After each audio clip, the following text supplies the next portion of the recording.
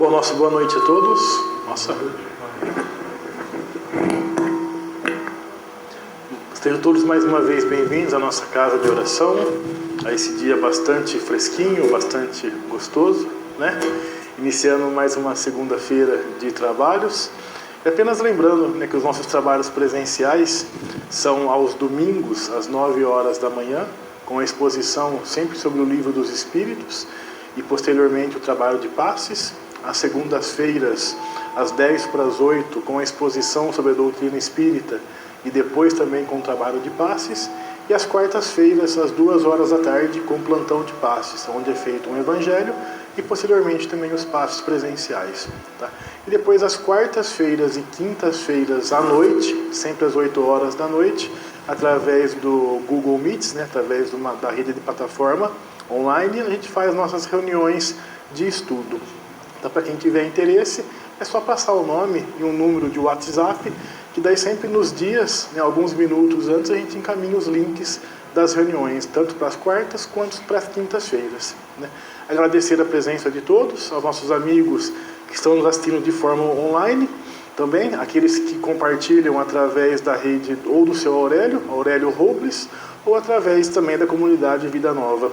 E para aqueles que possuem Facebook, a gente pede, então já vou fazer aqui, para compartilhar, né, a reunião da noite, para que sim, mais pessoas consigam também poder visualizar essa reunião. Né? Então vamos compartilhar.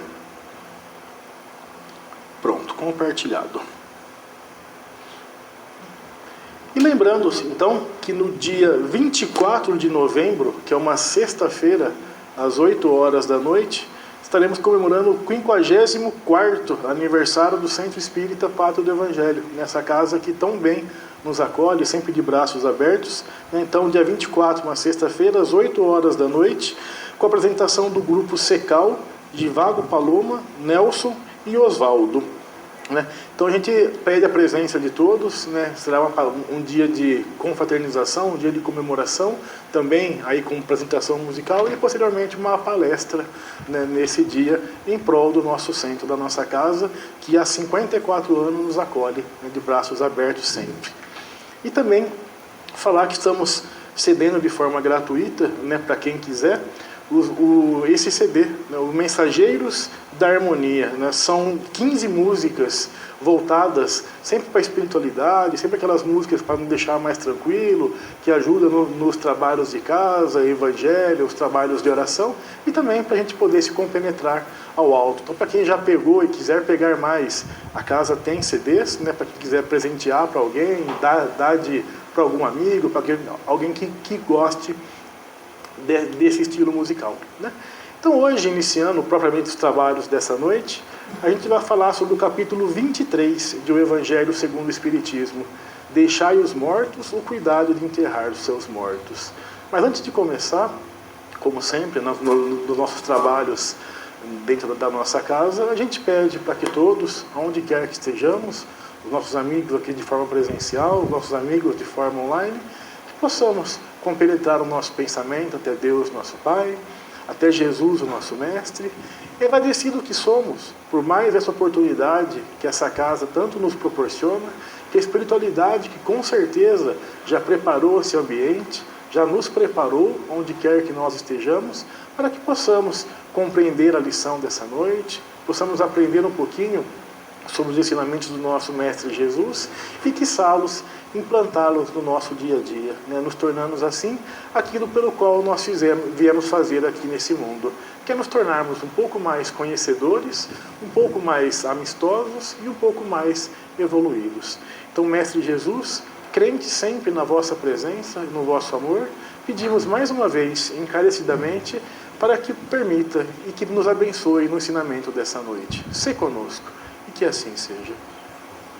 Como a gente falou, a exposição dessa noite, ela está lá no capítulo 23 do Evangelho segundo o Espiritismo. Né? Assim, eu aproveitei o tema e aproveitei também que no último dia 2 a gente fez o nosso famoso feriado nacional de finados, né?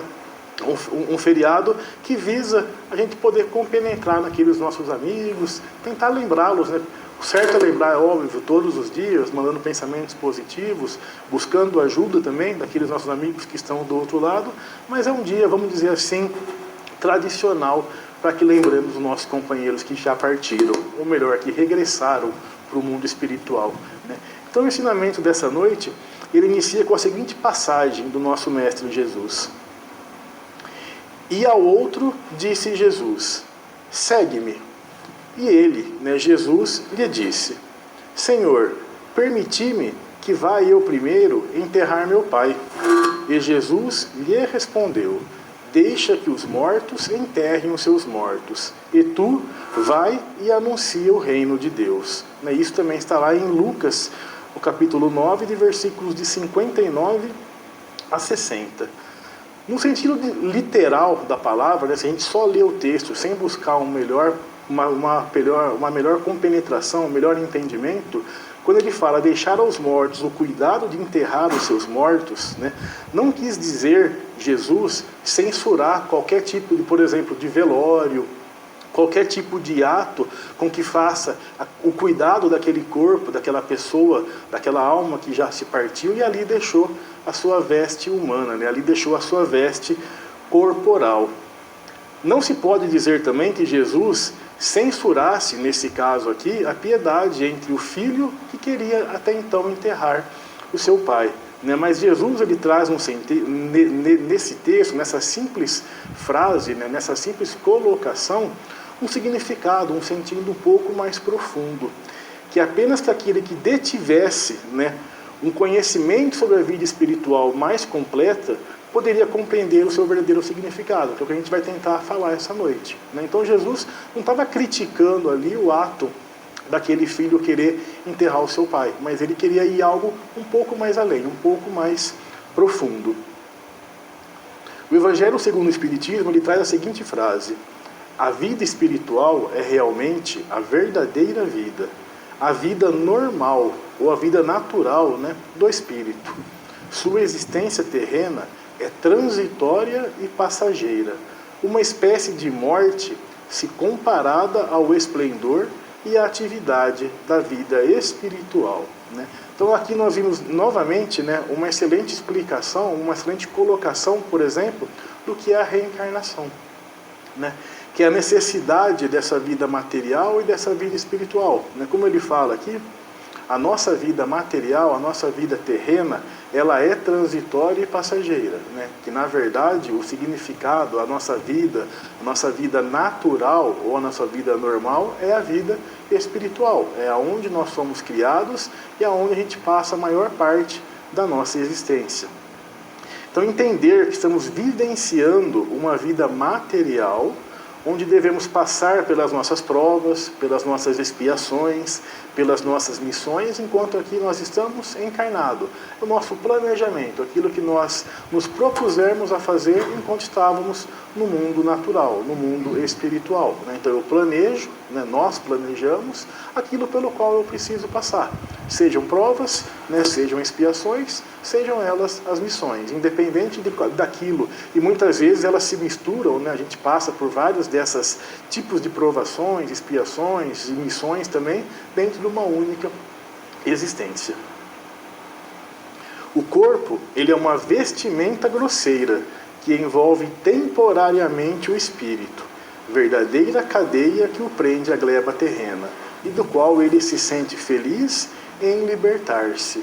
Óbvio, essas colocações, elas dependem muito e sempre da situação do espírito. Então, enquanto eu, Fábio, o que eu busco?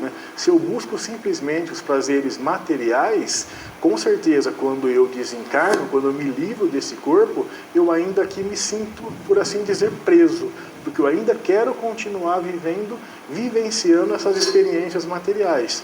Mas para aquele espírito que já tem a sua consciência, que sabe da sua vida natural, que sabe da sua existência espiritual, para ele sim é uma libertação. Ele passou por um estágio, ele passou por uma vida, por assim dizer, e agora está regressando à vida espiritual, está regressando ao mundo espiritual. Lá no livro Fonte Viva, no capítulo 143, Emmanuel, ele, num dos seus textos, esse intitulado de Acorda e Ajuda, ele traz as seguintes colocações. Jesus não recomendou ao aprendiz, né, aquele filho naquela frase, que deixasse aos cadáveres o cuidado de enterrar os seus cadáveres, e sim conferisse aos mortos o cuidado de enterrar os seus mortos. Por que Emmanuel faz essa colocação? Porque cadáver é carne sem vida, pedaço de matéria ausente de qualquer fluido vital e, consequentemente, vida. Como, por exemplo, essa mesa. O corpo, depois do espírito se separar dele, depois que termina a vida ali, ele é simplesmente um objeto orgânico, onde através daquele organismo, através daquelas células, através daquela carne, inclusive vai gerar vida a outros animais, será alimento para outros animais, e ali também se gerará novas vidas. É o ciclo da vida, é o ciclo sem fim, é esse ciclo ele sempre se renovando, sempre se reciclando. Já morto, de acordo com Emmanuel, é alguém que se ausenta da vida, que não se faz mais presente na forma como o conhecemos e o contatamos. Então aqui começa a fazer um pouco de sentido aquela frase de Jesus. Então deixar os espíritos, deixar aqueles que partiram, o cuidado para quem também está do lado de lá, e vamos tentar trabalhar, vamos tentar nos ajudar, enquanto aqui. É óbvio, sempre há essa interação entre mundo material e mundo natural, entre mundo material e mundo espiritual. Mas o que ele quis dizer aqui? Nesse caso, vamos tentar deixar um pouco essas preocupações, porque lá também, assim como aqui a gente tem seres que nos ajudam, falando do ponto de vista material, não matéria de dinheiro, mas enquanto vida, enquanto encarnado, temos a sociedade, temos as famílias que nos ajudam, no mundo espiritual também. E daí voltando sempre com a interação de lá para cá, também como daqui para lá. Então, o que ele quis dizer é que o que se enterra é apenas um corpo sem vida, que merece, é claro, consideração e respeito, porque foi um instrumento do Espírito. Então nós usamos esse corpo, enquanto aqui estamos, para poder fazer tudo aquilo que a gente vem falando. As nossas provas, as nossas expiações e, consequentemente, as nossas missões. Há muita gente que perambula nas sombras da morte sem morrer. Transfugas, desertor da evolução, cerram-se entre as paredes da própria mente, cristalizados no egoísmo ou na vaidade, negando-se a partilhar a experiência comum. O que o Evangelho quer nos dizer aqui? Quantas e quantas pessoas morrem enquanto ainda estão vivas? Quantas e quantas pessoas desencarnam enquanto ainda estão encarnadas? O porquê? Porque esse apego excessivo a tudo aquilo pelo qual nós passamos por aqui. Esses sentimentos ruins de egoísmo, de ódio, de vaidade, de querer sempre mais, independente da situação, independente de como, de querer sempre se sair sobre melhor do que o outro, independente de como, independente de quem eu tenha que pisar. É isso que o Evangelho vem nos dizer. Então essas pessoas, elas acabam morrendo, usando o sentido literal ou figural da palavra, enquanto ainda estão vivos. Por quê? Esquecem a verdadeira vida, esquecem de passar por aqui e tirar o melhor proveito em relação a nós mesmos, como espíritos, do ponto de vista sempre moral. Então, esquecem de plantar o amor, esquecem de plantar a amizade, de plantar o perdão, de plantar a sociedade em si, de plantar ajudar o próximo, de plantar, buscar essa ajuda quando precisamos, e na grande maioria dos dias nós também o precisamos. Então, essas pessoas que assim o vivem, acabam morrendo enquanto ainda estão vivos. Mergulham-se em sepulcros de ouro, de vício, de amargura e ilusão. Se vitimados pela tentação da riqueza, moram em túmulos de cifrões. Nada nunca é o bastante, sempre mais, sempre eu preciso buscar mais. Nunca estou satisfeito com aquilo que eu tenho. É lógico, o trabalho em si, eu buscar de repente um conforto um pouco melhor, buscar um conforto um pouco melhor para minha família, não é ruim, como ele fala aqui, mas essa busca incessante, em simplesmente dar aso, em simplesmente dar atenção única e exclusivamente à matéria, né, essas pessoas acabam então morando em túmulos de cifrões, como ele aqui nos fala. Porque se a gente parar para pensar, nunca é o suficiente, nunca é o bastante. Eu sempre preciso de mais, eu sempre preciso de algo melhor, porque alguém tem mais do que eu, porque alguém tem algo mais caro que o meu. Eu acabo vivendo então nesse túmulo de cifrões.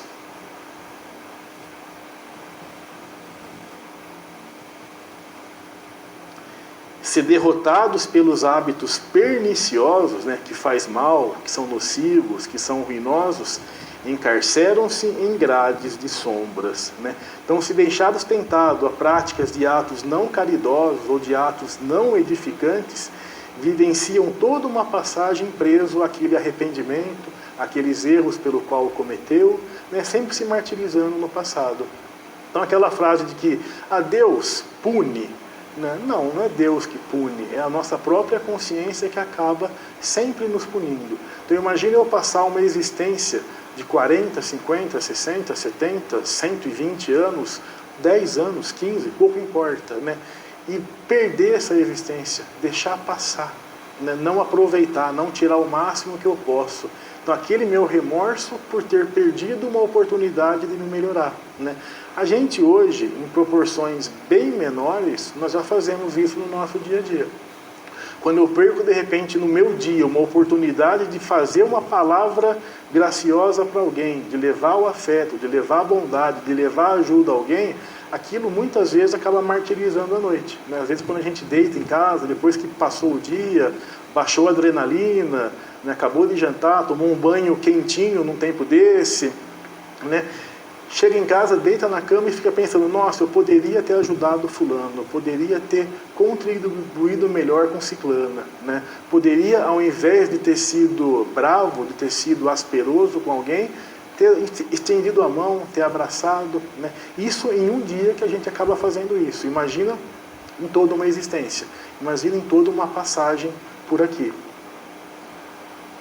Se prostrados pelo desalento, dormem num pranto da bancarrota moral, né? Então, quantas e quantas vezes a gente se sente desanimado, a gente se sente cansado, porque acha que nada dá certo, porque acha que eu luto e não consigo sair do lugar, estou sempre patinando, né? Mas por quê? Porque a gente ainda continua olhando o lado material, né? Mas e do ponto de vista moral? Será que eu não estou me melhorando? Será que eu não estou realmente buscando o propósito pelo qual eu vim aqui?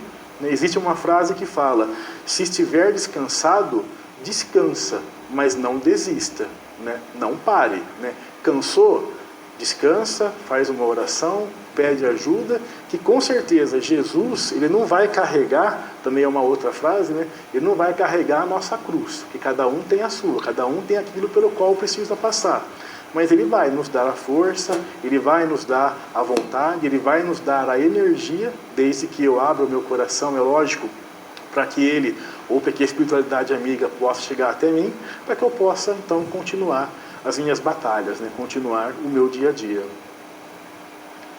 E se atormentados pelas mentiras com que envolvem a si mesmo, residem sob as lápides dificilmente permeáveis dos enganos fatais, né? Então, muitas e muitas vezes, a gente acaba inventando desculpa, é isso que ele quer dizer aqui, para os nossos atos falhos, né? Então, para mim, eu acabo inventando ou colocando uma desculpa pelo qual eu erro, né? Mas nem sempre eu uso essa mesma desculpa para o meu amigo, né? Então, assim, vários e vários exemplos a gente pode citar. Se eu saio de casa perdendo hora, então eu posso correr com o meu carro. Por quê? Eu tenho um fim justificativo para mim, né? Eu estou perdendo hora, eu preciso chegar no destino naquele horário. Então, para mim, tem desculpa para sair que nem um louco dirigindo por aí. Quando alguém passa por mim desse lado, então para ele é um louco, né? Porque onde já se viu correr dessa maneira, né? Ambos estão errados, né? Mas para mim eu invento uma desculpa. Para ele é sempre indesculpável, né? Para ele sempre está errado, né? Então a gente precisa começar a perceber o quê? que nós também somos falhos, tanto é que estamos aqui, né, no mundo de prova e expiação. Eu, pelo menos, por muito mais provas e muito mais expiações do que por poucas missões, né, com certeza, muito mais para pagar, muito mais para acertar, muito mais para corrigir, né, do que para ensinar aos outros. Então o meu irmão também está na mesma situação que eu. Né? Eu também preciso começar, né, ao invés de inventar desculpas pelos quais eu faço para mim, começar a colocar essas desculpas para o meu irmão. Né? Então sempre tentar olhar o lado bom do próximo. E Emmanuel, ele continua o seu ensinamento da seguinte forma: aprende a participar da luta coletiva. Sai cada dia de ti mesmo e busca sentir a dor do vizinho, a necessidade do próximo, a angústia de teu irmão, e ajuda quanto possas. Não te galvanizes na esfera do próprio eu.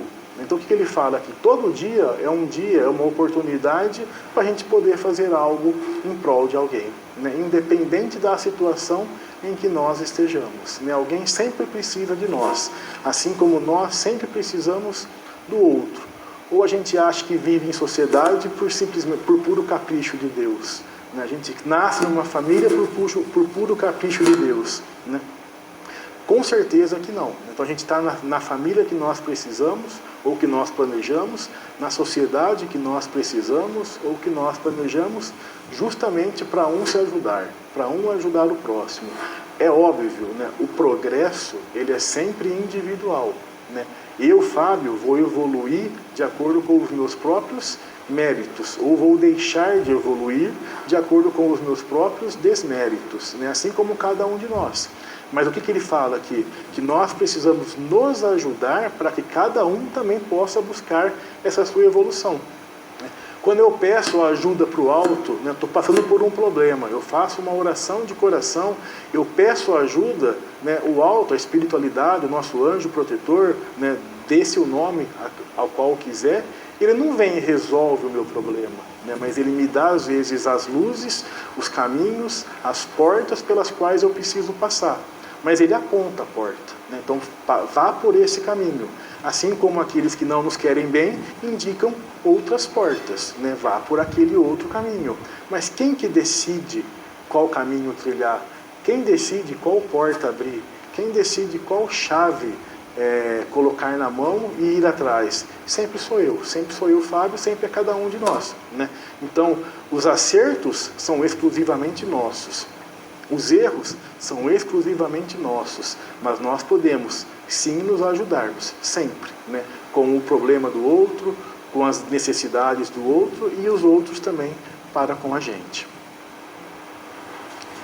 Em qualquer parte do universo, somos usufrutuários do esforço e do sacrifício de milhões de existências, né? Então as nossas existências, que aqui ele fala que se contam aos milhões, nós hoje usufruamos dela, né? Nós passamos por tudo aquilo que eu me esforcei e eu me sacrifiquei, ou no passado, ou também na vida presente, né? Sempre sou eu, sempre é nós que buscamos aquilo que nós precisamos, sempre é nós que vamos atrás do nosso destino, que é a evolução.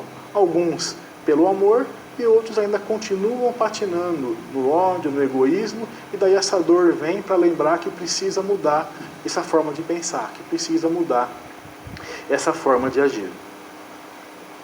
Cedamos algo de nós mesmos em favor dos outros, pelo muito que os outros fazem por nós, né? Então aqui um exemplo simples, né? Pai e mãe, por exemplo. O que os pais e as mães fazem em prol do filho totalmente de graça, né? Sem esperar nada em troca, simplesmente por amor, simplesmente por amar aquele ser que Deus incumbiu da sua proteção, do seu cuidado, da sua educação, né? Mas daí você pode até falar, mas falar de pai e mãe é até covardia, né? Porque daí é fácil esse exemplo, né? E no nosso dia a dia, né? Quantas e quantas pessoas se lançam em prol do outro, né, sem buscar nada em troca, né? Chico Xavier, né, quantas e quantas noites de trabalho, com pouco sono, com pouco descanso, buscando ajudar o próximo, né? Maria Teresa de Calcutá, uma vida lançada em prol do próximo, né? Ah, mas daí novamente, né? É fácil, porque são espíritos já um pouco mais evoluídos, né? Tá bom, então vamos voltar mais um pouquinho ainda. Saiu agora o julgamento da Boate Kiss, né? Alguns anos atrás, pessoas estavam dentro de uma boate e começou a pegar fogo.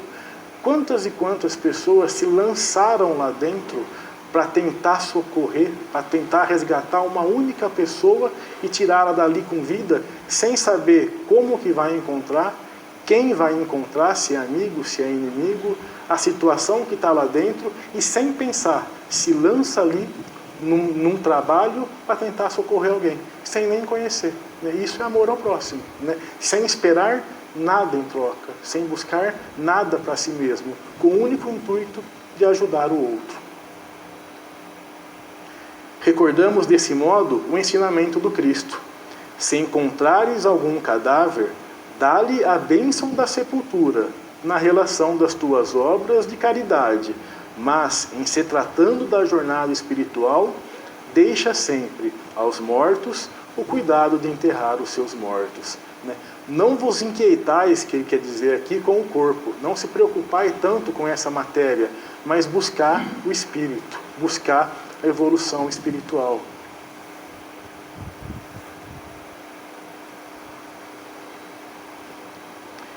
Então, essa frase de Jesus, né? Segue-me. E ele lhe disse, Senhor, permiti-me que eu vá primeiro enterrar meu pai. E Jesus lhe respondeu, né? Então, deixai que os mortos enterrem os seus mortos. Para de se preocupar tanto com a matéria, para de se preocupar tanto com o corpo, né? Vai e anuncia o reino de Deus, vai em busca da sua melhora, vai em busca da sua reforma, vai em busca da sua evolução espiritual, né? É essa uma tradução, por assim dizer, livre que a gente faz desse trechinho de Jesus, né? Se preocupe menos com o corpo, menos com a matéria, usa-o, né? Aproveite-o, né? Utiliza isso que nós temos, né? Essa oportunidade que nós temos, mas para anunciar o reino de Deus, para buscar esse reino, para buscar essa evolução. Joana de Ângeles, em seu livro Plenitude, ela faz uma análise um pouco mais profunda desse tema, da seguinte forma. Ela narra que a proposta do jovem não era no sentido do amor que ele detinha sobre o pai desencarnado. É que no Oriente, quando morre alguém, esse alguém deve ser muito planteado, ficando célebre as carpideiras, mulheres que choravam em velórios e enterros. No caso do jovem, o filho deveria muito chorar pelo pai falecido, ainda mais quando se tratava de filho único, para quem ficaria toda a herança. Preocupação com a herança, onde o filho mais velho deveria chorar muito com seu pai, sob pena de perder a herança e a mesma ir para o Estado. Então a gente começa a entender aqui a colocação num sentido próprio ali, naquele local em que Jesus começa a passar. Então qual que era a preocupação do filho? Será que era com o pai ou era com o dinheiro que ele poderia perder se ele não chorasse no enterro do pai, por exemplo? E Joana continua. Assim, a preocupação do filho era ganhar o céu de fato, mas primeiramente garantir a terra, através da sua herança. Por isso que Jesus, conhecedor íntimo daquele jovem, fala para deixar aos mortos o cuidado de enterrar os seus mortos.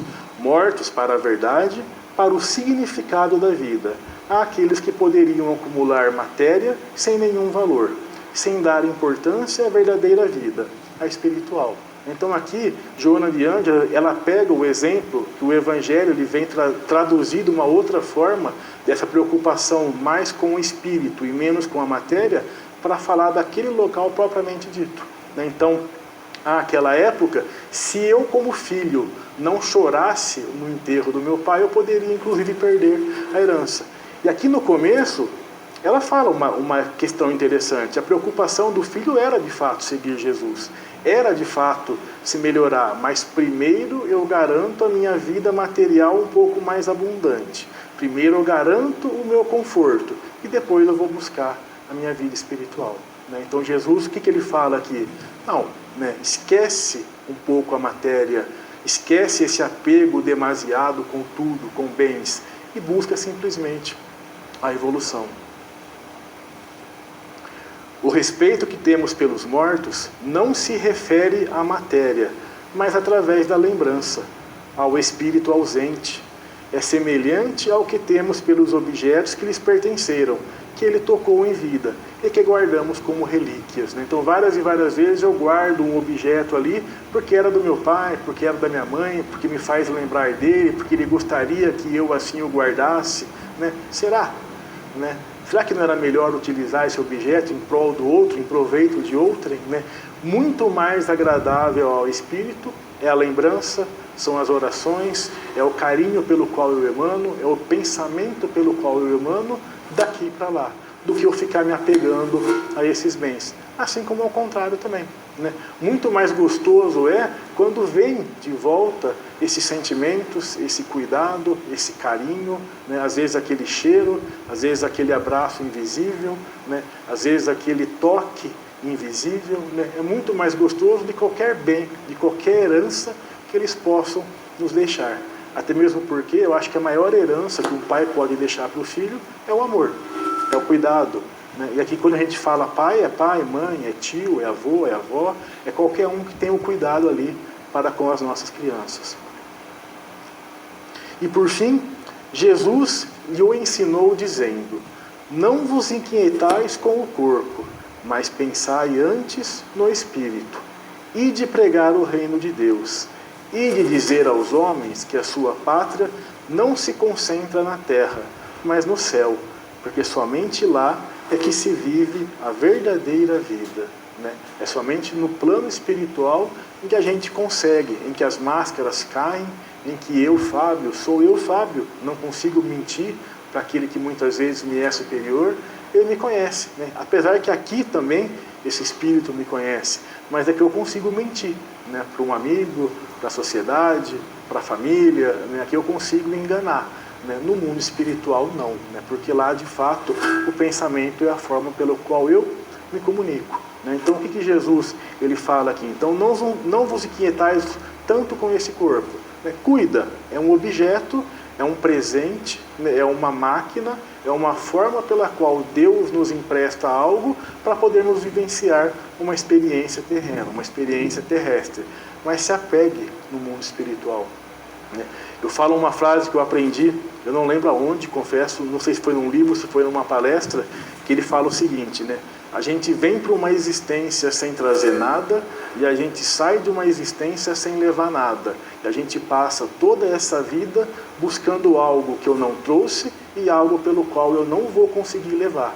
E eu esqueço de plantar amizades, de plantar amor, de plantar afeto. Então era isso que a gente tinha para passar essa noite. Então esse cuidado de deixar os mortos com os mortos se apega à vida espiritual, Tente buscar uma busca, uma reforma íntima, tente uma melhora e com certeza várias e várias ajudas, seja do plano espiritual, seja do plano material, vão nos cercar de bons pensamentos.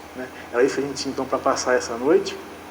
O nosso muito obrigado pela compreensão e pela participação de vocês, tanto presencial quanto dos nossos amigos de forma online. E agora aqueles para a qual aqui estão, a gente vai para a segunda parte, que são os passes, e a gente